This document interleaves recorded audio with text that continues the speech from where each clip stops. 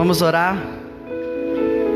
Pai, nós te louvamos, agradecemos, Senhor, por este momento, por este encontro que estamos tendo com a Tua presença, Pai. Espírito Santo, a Tua presença é poderosa no nosso meio, que nós venhamos estar sensíveis, Senhor, para receber tudo que vem de Ti. Pai, eu te peço, usa a Tua filha, Senhor, para derramar aqui do altar palavras de vida eterna, para que nós possamos sair daqui transbordantes, meu Pai, da Tua palavra e do Teu amor, em nome de Jesus. Amém. Amém, aleluia. Hoje o pastor Vinícius me desafiou a fazer um diretão assim. Eu falei, no mesmo dia que eu vou ministrar o louvor, pastor, não é muito, não? Então, mas amém, eis-nos aqui, né? Eu quero convidar você a abrir comigo a sua Bíblia em Romanos, no capítulo 12.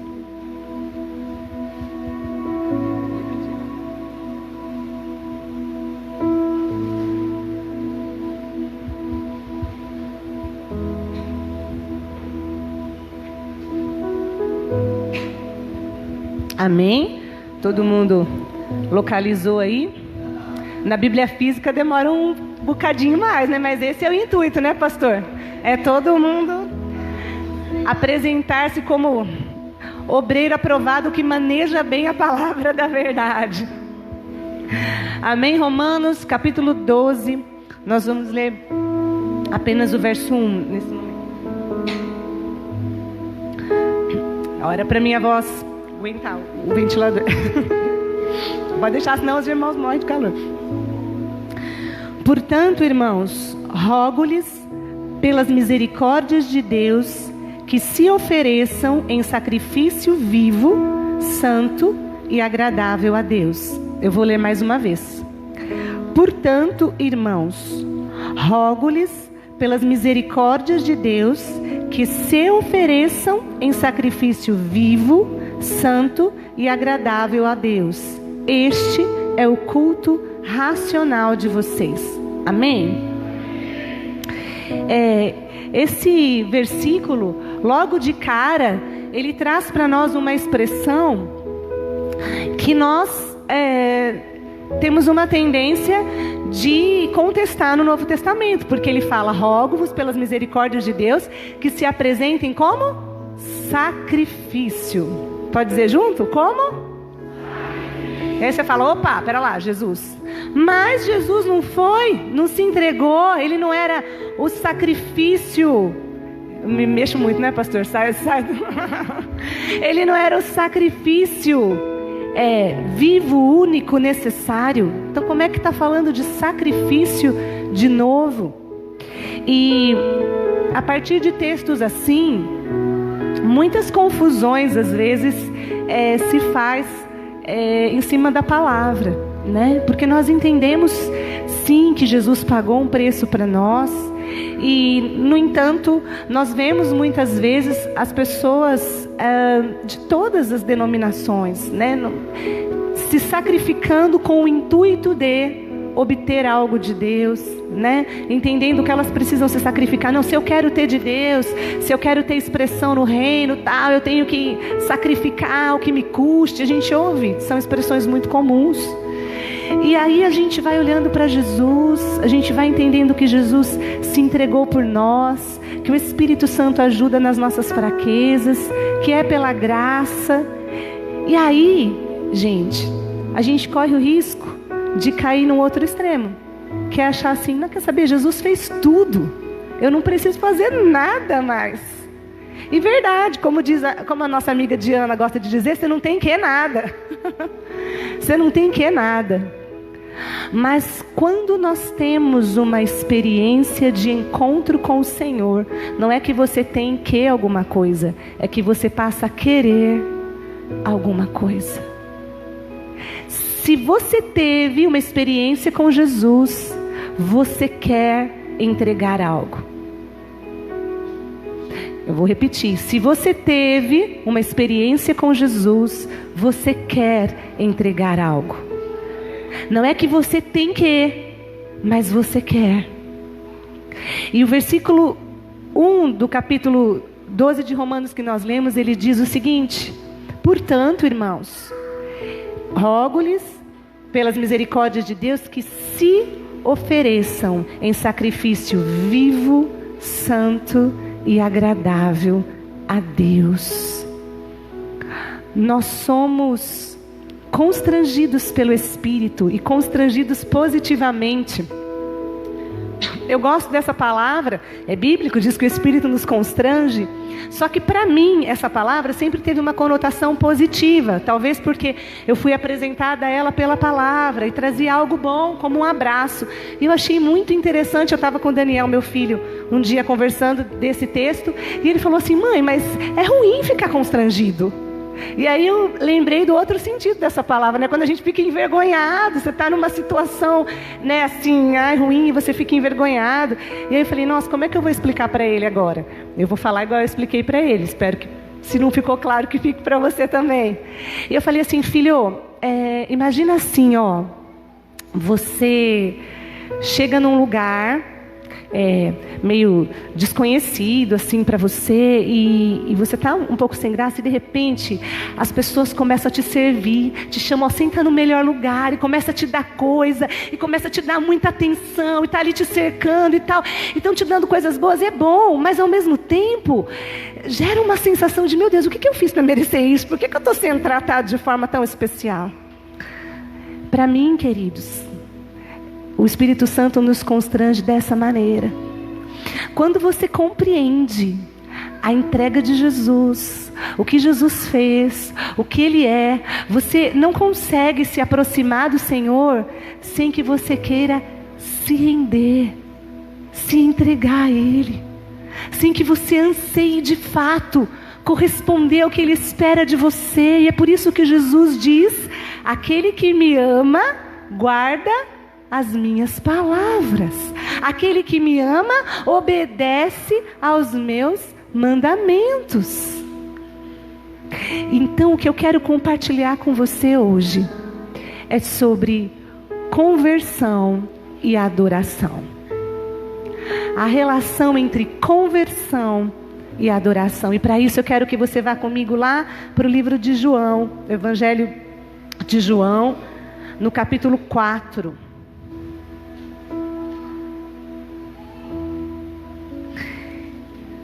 E é muito legal, porque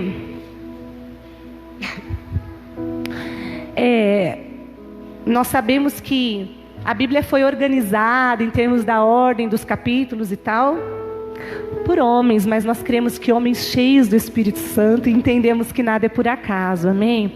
O capítulo 3 de João, ele vai falar sobre o novo nascimento. Né? E Jesus fala: olha, você precisa nascer do Espírito, né? Da água e do Espírito, você precisa nascer de novo.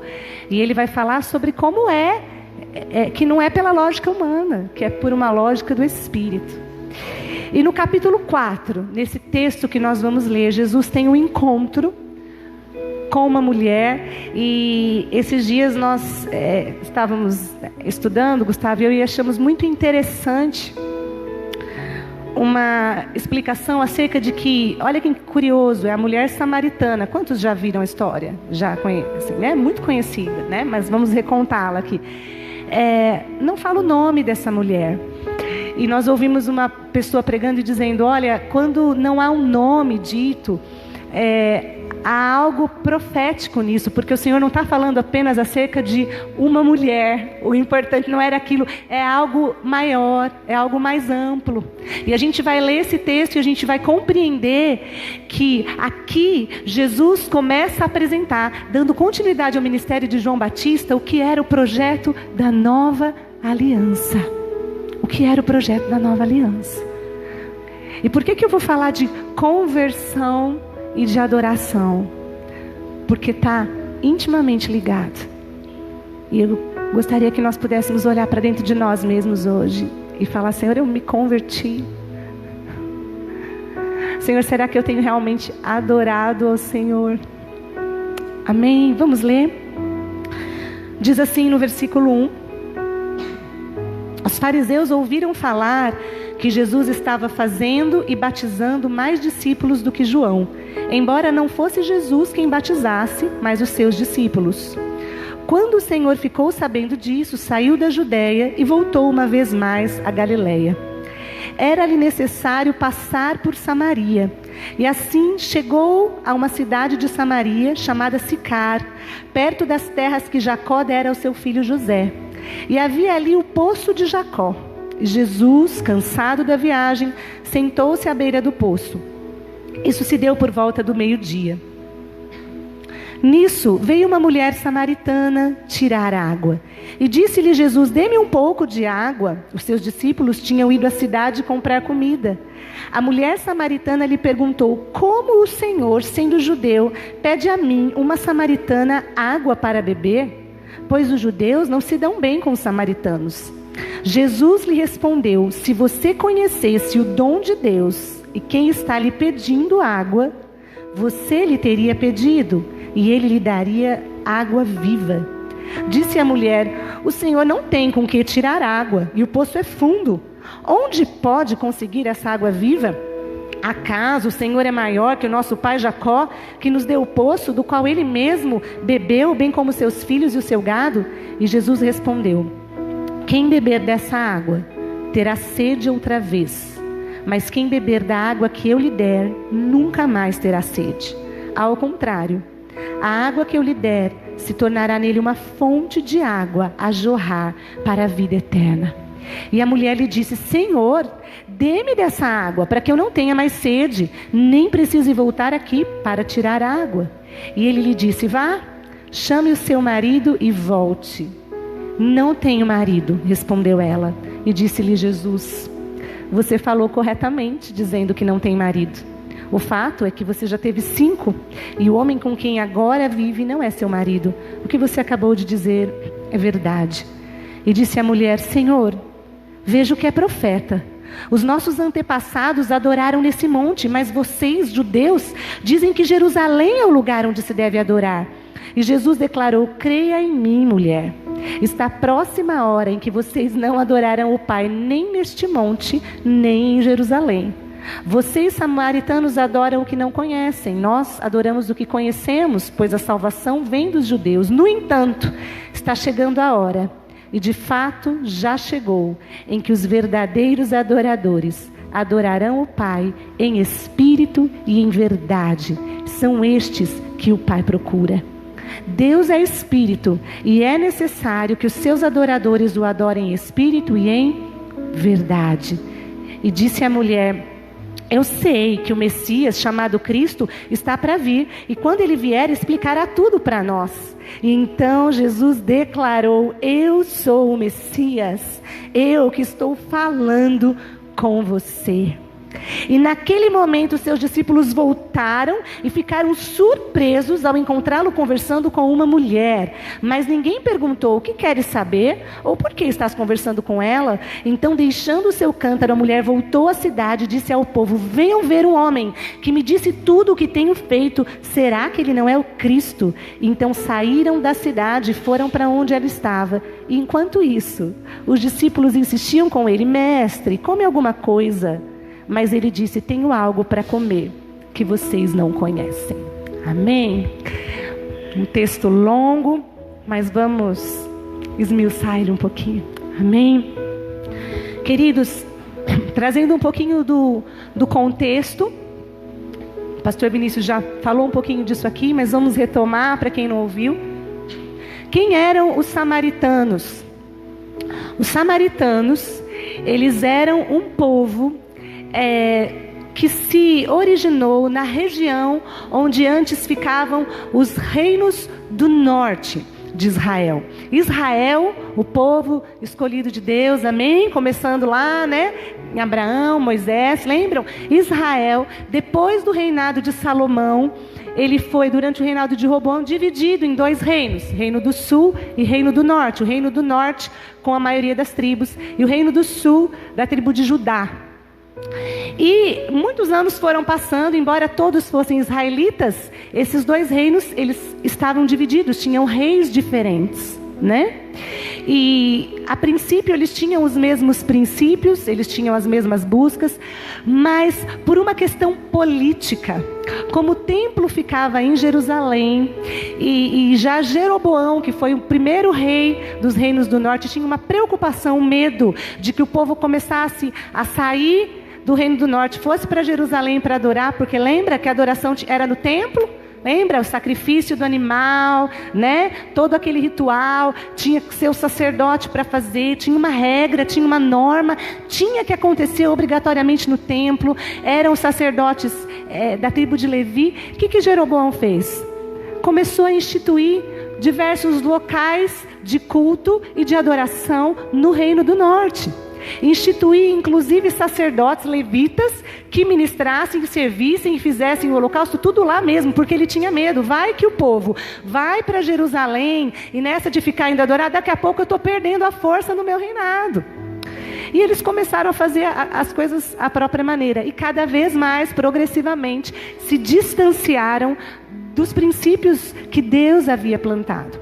O Reino do Sul, por mais tempo se manteve fiel, mas também veio a se afastar dos princípios do Senhor. Mas Deus tinha uma promessa feita a Davi, de que ele conservaria a descendência de Davi, de forma que quando vieram as guerras, e Deus avisou por diversas vezes através dos profetas, olha, se vocês continuarem a se desviar dos meus princípios, dos meus caminhos, vocês logo não vão existir mais como nação.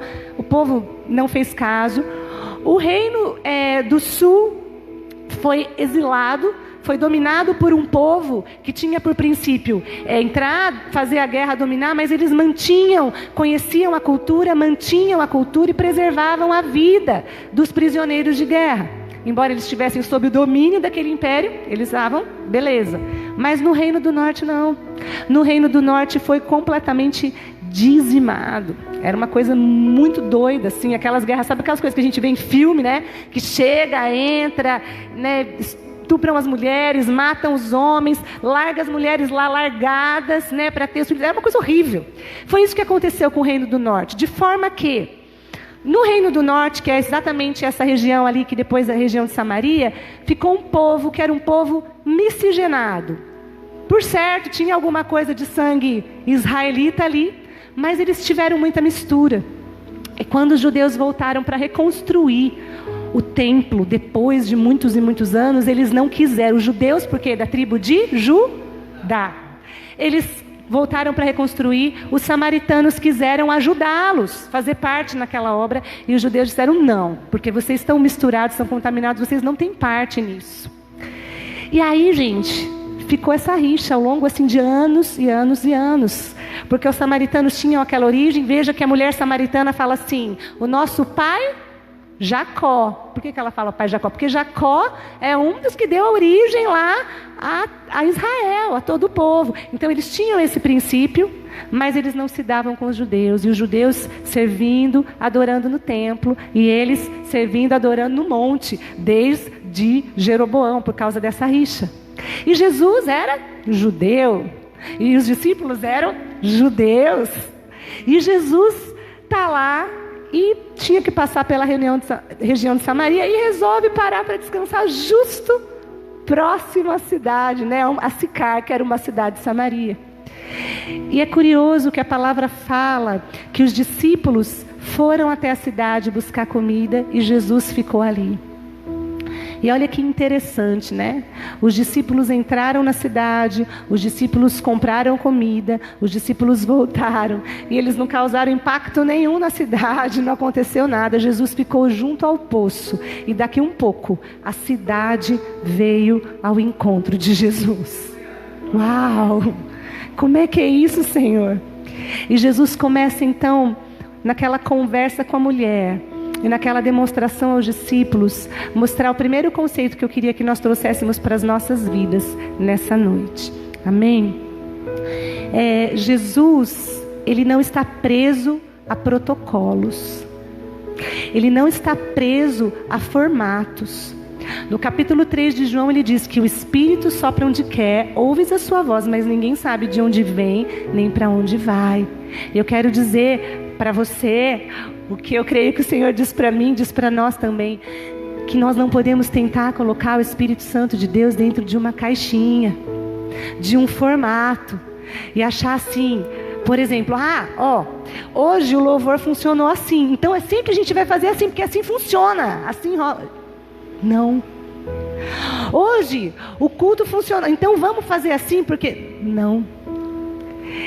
E eu vejo que toda vez que, como povo de Deus, como igreja, mesmo nas nossas vidas diárias, a gente se torna confiante demais e acha, agora entendi, agora já sei como é que faz tudo, é desse jeito, e a gente começa a fazer tudo daquele jeito, as coisas começam de novo a dar errado. Porque entenda uma coisa, querido, eu e você fomos criados, feitos para sermos dependentes de Deus. Para sermos dependentes de Deus. Hoje de manhã nós estávamos conversando numa reunião e falando a respeito da vulnerabilidade. Nós sabemos que todos nós somos vulneráveis, somos frágeis, mas todos nós temos uma tendência instintiva a esconder a nossa fragilidade. A gente quer se mostrar forte, bom e capaz. Não é assim?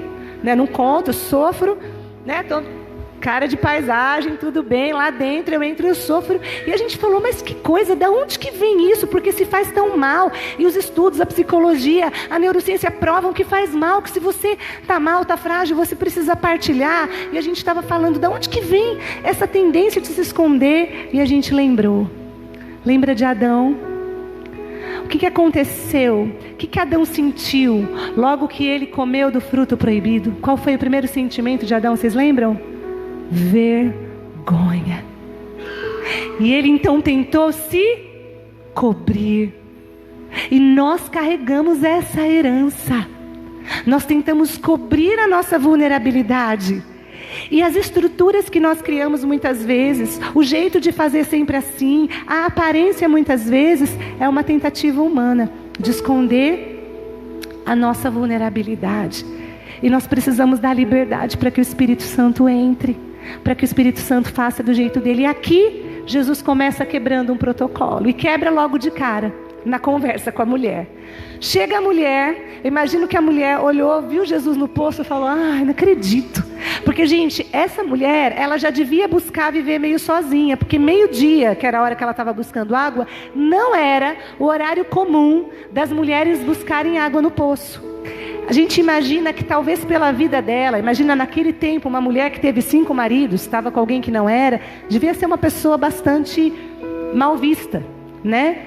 E aquela mulher foi para um horário que ela, talvez vou sozinha, vou lá quieta, pego minha água e vou embora, ninguém mexe comigo. Quando ela olha para o poço, quem que está sentado lá? Um judeu. Para piorar, nem era alguém do povo dela, era justo alguém que implicava com o povo dela, e homem. Para piorar, porque as mulheres eram muito, muito, muito discriminadas naquela cultura. Não tinham voz, não podiam falar. E aí, gente, chega lá, acho que ela falou, não acredito. Aí chega lá e o abusado do judeu que está lá, como se não bastasse estar lá, vira para ela e fala assim, me dá um pouco de água para beber. Ela ficou tão indignada, que acho que ela não pensou nem assim responder, pensar na água. Ela falou assim, como que você está pedindo água para mim?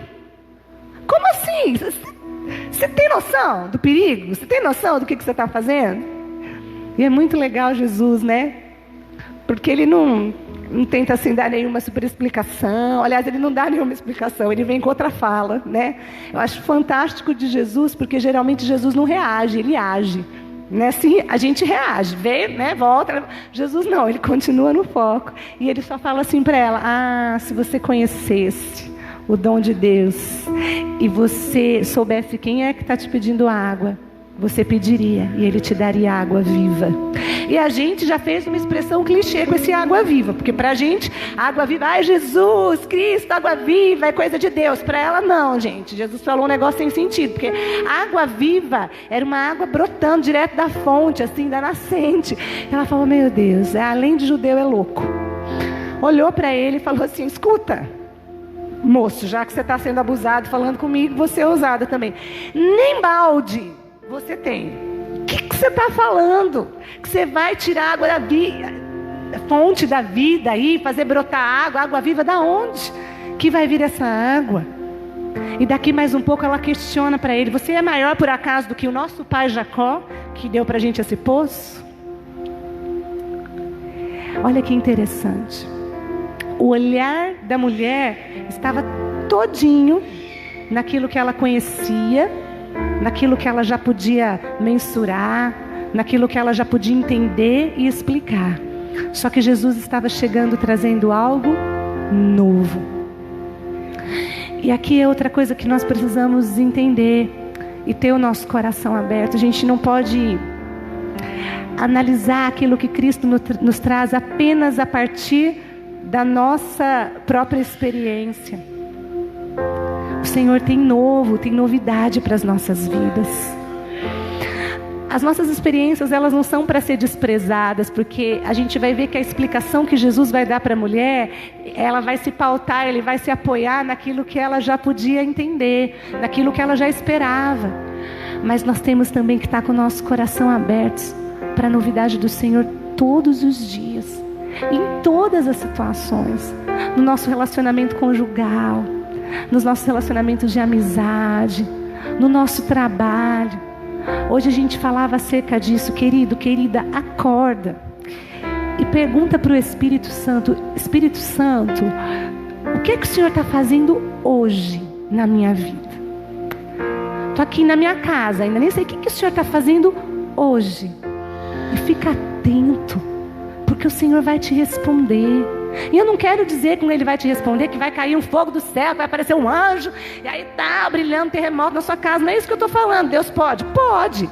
Mas eu estou querendo dizer que quando você está atento, às vezes, por exemplo, seu filho vem correndo para você e ele faz um comentário, e você observa e você fala: isso que ele falou não foi à toa. Deus, o Senhor está falando através do meu filho. Olha só. E aí você vai lá, você está lá no trabalho, e se você não está atento, você vai trabalhando como sempre, às vezes vai ficando enfadonho, cansado, mas se você está atento, de repente chega alguém para você atender, e aquela pessoa tem uma fala, e você entende, você fala: Espírito Santo, é aqui que o Senhor quer entrar, é aqui que o Senhor quer liberar a sua palavra. Nós precisamos andar com essa consciência de que a qualquer momento o Senhor vai nos apresentar o novo dele.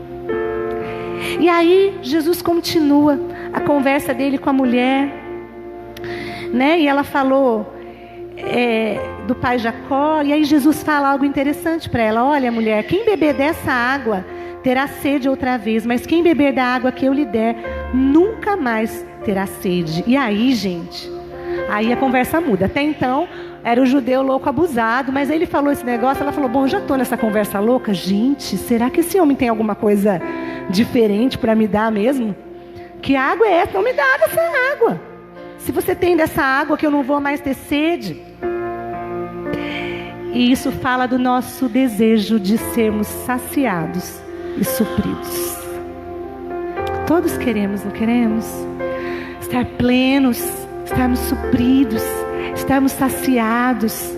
E muitos de nós, se não todos, nos aproximamos de Deus por causa desse vazio, por causa dessa fome, porque alguma coisa não está suprida, não está saciada, seja na área física, seja na área emocional, seja na área financeira, seja na área de relacionamento, mas algum buraco, algum vazio nos leva a perceber que nós precisamos do Senhor. Mas há uma chave para isso. E em nome de Jesus, eu tenho ouvido essa expressão, e eu acho que ela cabe aqui, eu creio que Deus quer virar uma chave dentro de mim e de você nessa noite. Porque escuta, querido, não há como nós sermos saciados a partir do suprimento das nossas necessidades. Eu vou repetir: não há como nós sermos plenamente saciados a partir do suprimento das nossas necessidades. Nós somos saciados a partir do suprimento das necessidades de Deus. De Deus, Jane. Deus tem necessidades? Tem. Esse texto mesmo, Jesus vai dizer daqui a pouquinho que o Pai procura aqueles que o adorem em espírito e em verdade. Gente, esse é o texto da minha conversão, talvez da minha segunda conversão, não lembro de tantas outras. Porque eu já te conhecia esse texto, mas um dia, quando eu ouvi esse texto, eu não consegui mais ouvir o que estava sendo pregado, porque dentro de mim só ficou uma voz que dizendo assim: o Pai procura, Deus procura algo e às vezes não encontra. Há uma necessidade no coração de Deus a ser suprida. O Pai procura. E se você parar para pensar e nós voltarmos lá no constrangimento do Espírito que nós falamos, que Deus nos supre, que Deus nos ama, que Ele entregou o seu próprio Filho por nós, que Ele entregou tudo por nós, que Ele é o Senhor da vida, que Ele é o Deus de toda a criação. E como o pastor Vinícius falou aqui na quarta-feira, ele falou: se Deus quisesse, cansei da terra, esses seres humanos estão fazendo tudo errado, estão me dando muito trabalho, pega a terra aqui, igual esmaga um piolinho, acabou, vamos começar outra coisa nova, bonita. Mas não é esse o desejo do coração de Deus. O desejo do coração de Deus e o plano dele desde o início da criação foi habitar na terra. E vou mais longe: habitar em nós. E para que teve templo? Para que teve todos aqueles sacrifícios, todos aqueles rituais? Porque Deus precisava aos poucos, didaticamente, mostrar para o ser humano que Ele tinha uma intenção no coração de voltar a se ligar conosco, de se relacionar conosco. E aí vem toda essa história. Mas quando nós chegamos aqui nesse momento da mulher, o que ela está querendo?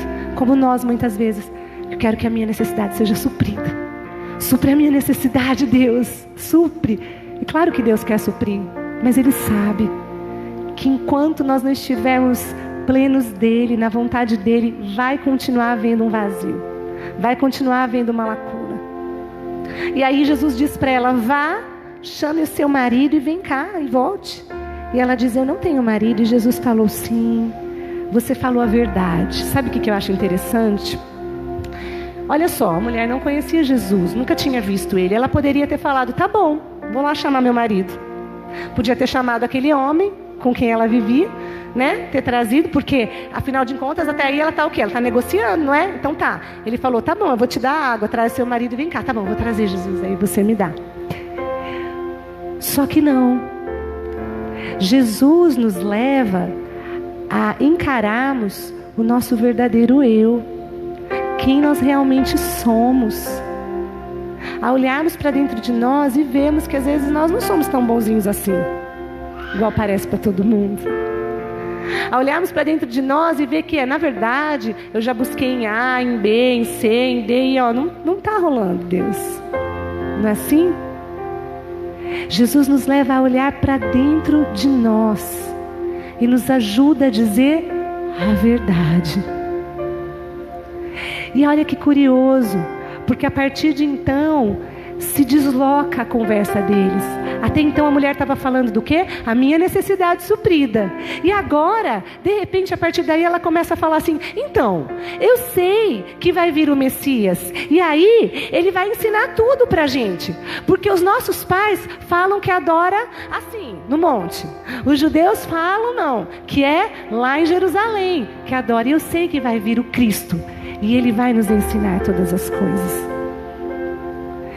E então Jesus começa a se revelar para aquela mulher. Sabe, queridos, eu creio que também assim na nossa vida, a nossa conversão, a nossa entrega ao Senhor, a palavra, né, conversão, no original, né, bíblico, é metanoia, fala de uma mudança de mente, uma transformação de mente. E há algo mais louco, eu creio mais profundo que o Senhor quer fazer conosco. Tanto que hoje eu entendo assim, o que a gente costuma chamar de conversão é só o primeiro passo. É só o início de um processo no qual o Senhor nos leva.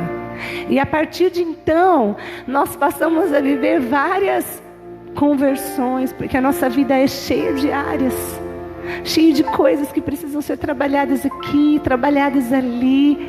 Só que tudo isso pode ser feito, pode ser vivido, e o Senhor quer que nós vivamos desde que a gente não tenha medo de ser confrontado. Ouve o que eu vou dizer para você, querido, querida. Quando o Senhor te mostra a sua fragilidade, não é para te oprimir, não é para te acusar, não é para te culpar. Então não faça como Adão, que se escondeu. Porque é difícil quando nós vemos as nossas fragilidades. É difícil quando a gente reconhece, nessa área, Deus, eu faço errado ainda. É porque eu estou aqui na igreja, mas lá em casa eu grito, eu fico nervoso, eu perco a boa. Eu estou aqui, mas lá no meu trabalho não é assim que eu funciono. Eu estou aqui, mas lá na minha casa eu choro, eu vivo momentos de depressão. E de repente encarar isso e se deixar ser confrontado nisso é tão doído. Eu estou aqui, mas eu sou impulsivo, eu faço as coisas pela minha cabeça, do jeito que vem, leva. Não é assim? E aí, às vezes, ainda cai numa, né? Uns caem no justificar tudo pela graça. É graça, mas Deus, Jesus, e pronto, estaciona. Não muda mais. E o outro cai lá num complexo terrível de falar, eu nunca vou conseguir. Eu não consigo, é alto demais, é um propósito alto demais. E eu quero dizer que não é isso que o Senhor tem para as nossas vidas. O chamado de Deus é tão lindo, é tão maravilhoso. Olha que legal. Quando a mulher falou para Jesus, olha Jesus, o negócio é o seguinte, olha moço, né? Eu nem sabia que ele era Jesus. Eu tive 5 maridos, o que agora eu tenho nem meu marido é. Ele não falou para ela, então você não serve. Então desencana que para você essa água não tem. Não foi isso que ele falou. E eu quero dizer para você, você serve. Você serve do jeito que você é. Só que você tem que agarrar isso com força, com coragem. Respirar fundo. E enfrentar o perigo de ser confrontado, de se deixar ser moldado, de ler essa palavra e orar. Essa semana eu estava lendo. Vamos lá, 1 Tessalonicenses. 1 Tessalonicenses. Deixa eu ver se é isso mesmo. Isso. 1 Tessalonicenses. Capítulo 4. Todo mundo? Não? Novo Testamento. Uma das cartas, depois de Coríntios, depois de Efésios, Colossenses, Tessalonicenses. Tessalonicenses, capítulo 4. Primeira carta de Paulo aos Tessalonicenses, capítulo 4. A gente folheando ainda, vou esperar mais um pouquinho.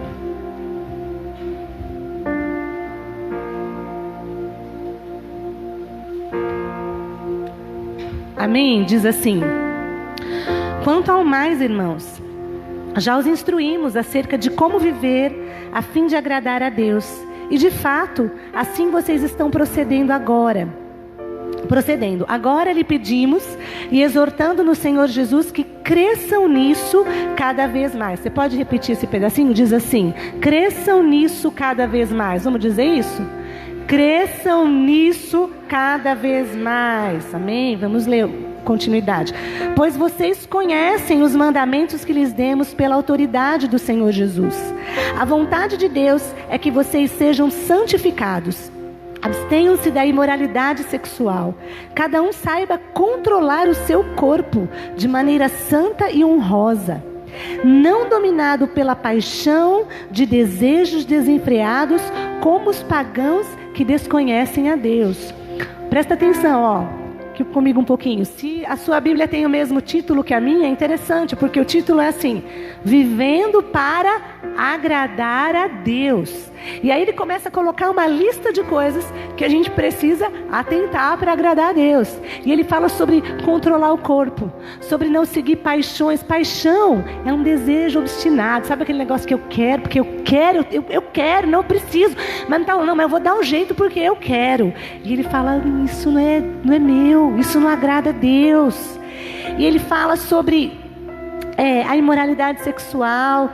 E aí ele continua lá no versículo 7, porque Deus não nos chamou para impureza, mas para, pode falar, para santidade. Portanto, aquele que rejeita estas coisas não está rejeitando o homem, mas a Deus que lhe dá o seu Espírito. E ele segue no versículo 9 e vai falar do amor fraternal. E aí, gente, É aquela lista que a gente abre e olha, e é lindo, e é maravilhoso. Mas eu pergunto, a gente já vive tudo isso? Ou em algum momento da nossa caminhada, a gente caiu num dos extremos que eu falei? Ou você se acomodou, é graça, não precisa, tá bom, tá tudo feito, tá tudo certo, não precisa fazer mais nada. Ou no outro extremo, é muito difícil, eu não consigo, não serve para mim. E eu quero dizer que para os dois extremos, o finzinho aí do versículo 1, né, que nós lemos juntos, se encaixa muito bem. Ele diz o quê? Cresçam nisso cada vez mais. Queridos, nós não podemos estagnar. A gente cantou aqui, né? Eu não vou, eu vou cantar na segunda voz aqui. Não vou parar, gastarei minha vida aos teus pés, né? Não vou parar, gastarei minha vida aos teus pés. Só que se a gente não vigiar, a gente para. Parece que já está tudo certo, já está tudo feito. E é por isso que muitas vezes, como igreja, nós perdemos o primeiro amor. Nós paramos por dois motivos. Ou porque nos acomodamos, porque já está tudo certo. Ou porque a gente começa a nadar na nossa força. Na nossa força. Aí fica tão pesado. Aí fica tão pesado. A gente começa a olhar para a gente mesmo. E daí a gente fala, não dou conta. Porque o chamado do evangelho é alto mesmo. Viver uma vida de santidade, né? Os jovens que estão aí, ter um namoro santo, ter relacionamentos bons, não cair em conversações ruins, tolas, infrutíferas. Não é fácil quando você caminha no mundo. É uma bobeada, você já está, né? E corre o risco de às vezes fazer essas coisas com tanta naturalidade. Ou então de falar, quer saber? Eu não vou seguir esse Jesus porque é muito difícil, não é? Os mais velhos que já têm suas lutas no trabalho, suas lutas diárias, muitas vezes emocionais, que já carregam às vezes suas frustrações, suas decepções. Muitas vezes não é fácil viver esse nível de fé e chamado que o Senhor coloca para nós. Mas Ele nos chama e Ele nos diz que é possível, sabe por quê? Porque o Espírito Santo nos ajuda nas nossas fraquezas. E a palavra nos diz que quando nós somos fracos, então é que nós somos fortes. E eu quero dizer para você que o que Jesus continua dizendo e mostrando aqui para essa mulher, porque Ele vai dizer no versículo 21, creia em mim, mulher. Está próxima a hora em que vocês não adorarão o Pai, nem neste monte, nem em Jerusalém. Ele diz no versículo 23, está chegando a hora, de fato já chegou, em que os verdadeiros adoradores adorarão o Pai em espírito e em verdade. Jesus está inaugurando a nova aliança. Jesus está falando assim para ela, eu sei, mulher, que até aqui era muito difícil, era muito complicado, tinha tanta regra, tinha tanto jeito. E eu vou falar para você, mulher, estava certa a regra, não estava errado não, era difícil mesmo. Por isso que ele fala para ela assim, ó, vocês adoram o que vocês não conhecem, nós adoramos o que conhecemos. A regra está certa, sabe o que isso está dizendo para nós? O mandamento é bom, o mandamento é justo. As leis morais de Deus são corretas, não é ela que está errada, é perfeita, é boa. Deus quer sim que a gente viva isso, né? Não jogou tudo para o alto, vai ler todas as cartas inteiras, o tanto que nos chama a uma vida de santidade, a uma vida de honestidade, a uma vida de falar a verdade, a uma vida de pureza, a uma vida de amor, a uma vida de perdão, a uma vida de, mesmo com dano meu, se isso é o correto, eu abro mão, eu vou fazer. O chamado do evangelho não mudou. Jesus fala assim, é assim mesmo. Mas nós temos o Espírito que vem para nos ajudar, queridos. E Jesus fala para ela, está chegando a hora em que o verdadeiro adorador adorará o Pai em espírito e em verdade. E sabe o que isso significa para as nossas vidas? Queridos, conversão e adoração não tem tanto a ver com o que nós fazemos, tem a ver com o que nós somos.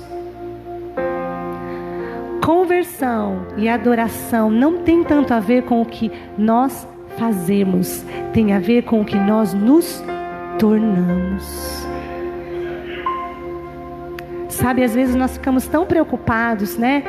Por exemplo, dentro da igreja, mas o que eu faço, né? É ministério infantil, não é louvor, eu vou ajudar, então é abrir o culto. O que o Senhor quer que eu faça, né? Ou na nossa vida, Deus, qual que é? Eu vou evangelizar? Não, eu vou ajudar os necessitados. E a gente começa, né? E todas essas coisas são boas. Mas eu vejo muitas vezes, eu creio que Deus olha, enquanto o nosso foco está lá, e até compartilhando algo tão interessante, viu, pastor? Eu não contei isso que aconteceu. Logo que nós começamos a caminhar juntos aqui, o pastor Vinícius, né, com alguns irmãos, faziam aquela entrega do alimento, o jantar, né, na sexta-feira. E um dia, o pastor Vinícius postou uma mensagem para todo mundo, falando que era para estar orando por aquele momento, separar uns 20 minutos para orar. E aí, ok, eu terminei os afazeres lá no consultório e fui separar um tempo para isso e para orar. E foi muito interessante, porque enquanto eu estava orando por aquilo, algo que veio muito forte no meu coração era que o trabalhar mais profundo de Deus naquele momento não era com as pessoas que estavam recebendo, mas que Deus estava trabalhando naqueles que estavam fazendo. Eu fiquei com aquela impressão, né, e orando. E hoje refletindo sobre isso, sabe, queridos? Eu não sei o que você faz hoje para o Senhor, né?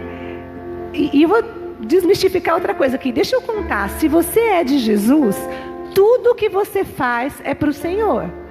Tá bom? Eu vou dizer de novo. Se você é de Jesus, tudo que você faz é para o Senhor. Porque...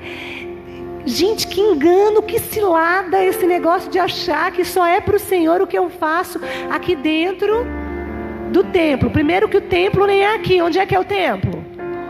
Então, de fato, tudo que você faz dentro do templo é para o Senhor. Só que como o templo não é aqui, esse prédio, o templo é aqui. Então, tudo que você vive e faz é para o Senhor, certo? Né? Portanto, é fácil, você pode avaliar assim: nossa, isso que eu estou fazendo agora, o Senhor recebe como culto? Não, pera lá, então eu acho que eu não devo estar fazendo, né? Uma boa medida para nós ter. Mas nem lembro, por que eu estava falando isso? Ah lá, perdi o fio da meada. Mas amém, vamos voltar para a mulher samaritana. Enfim, e Jesus começa a apresentar então uma nova forma de que nós pudéssemos viver e experimentar a adoração. Lembrei, eu estava dizendo sobre o que nós somos e não sobre o que nós fazemos. Então, enquanto você está fazendo, seja o que for, exercendo a sua maternidade, você que é mãe, você que é pai, seja suprindo a sua família, seja se relacionando com a sua esposa, com o seu filho, eu não sei qual o trabalho que você faz, né? Se você é um motorista, se você é uma professora, se você enfim, né? Um vendedor, uma vendedora, eu não sei. Eu quero dizer que enquanto você faz o que você faz, o desejo do Senhor e o foco do Senhor está no que Ele trabalha em você. E na medida em que Ele trabalha em você, é que você vai se tornando alguém que pode impactar o reino. Né? Eu e o Gustavo, desde novinhos nós aprendemos isso, e a gente gosta de dizer o seguinte: à medida que Deus faz em mim, Ele faz através de mim. Você pode dizer isso? Diz assim: à medida que Deus faz em mim. Ixi, não estou ouvindo, acho que todo mundo já dormiu. Ainda bem que domingo que vem é o pastor Vinícius, né? Mas animado para pregar. Vamos lá. Diz assim: à medida que Deus faz em mim, Ele faz através de mim.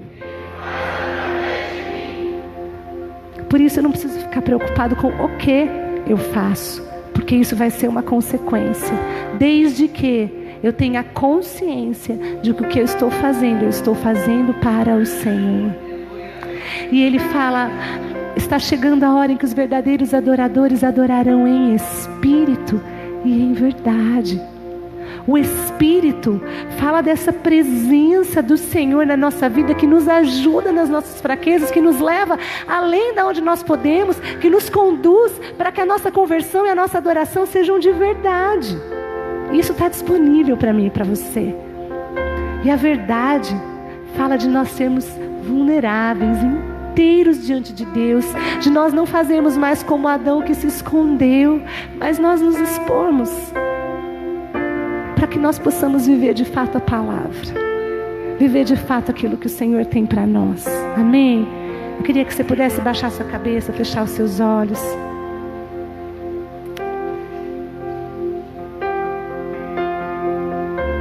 O ministério de louvor pode vir.